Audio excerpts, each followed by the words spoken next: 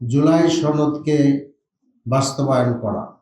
আমরা দেখেছি যে প্রথম দিন থেকেই একটা ভিন্ন দিকে সরকারি দল হাঁটা শুরু করেছে। তারা জুলাই সনদের জন্য যে সংস্কার পরিষদ, সেখানে তারা শপথ নেননি এবং এখনো বিভিন্ন আলোচনা এবং অলরেডি একটা প্রস্তাব তারা নিয়ে আসবেন, যেটা হলো আপনার এই গণভোটকে আপনার গণভোটের অধ্যাদেশকে বাতিল করার প্রস্তাব। এই সমস্ত বিষয় আসছে, এগুলো নিয়ে আমরা আলোচনা করছি। This is very very important, কারণ এত রক্ত, এত আপনার আহত লোকের মানে মিছিল আমাদের সামনে আছে। এত কিছুর পরে যদি আমরা এই পার্লামেন্টের জুলাই সনদেরটা বাস্তবায়ন করতে না পারি, তাহলে জাতির জন্য খুব হতাশাজনক হয়ে যাবে আর কি।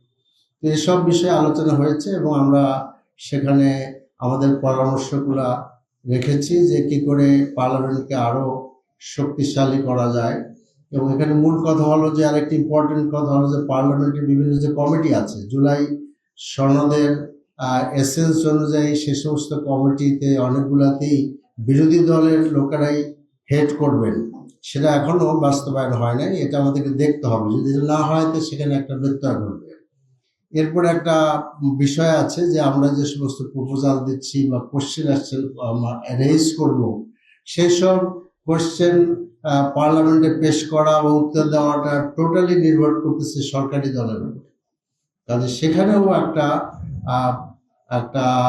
ঐক্যমত থাকা উচিত, বা এমন একটা সিস্টেম থাকা উচিত যাতে করে আমাদের কোশ্চেনগুলো আমরা পার্লামেন্টে আলোচনা করতে পারি।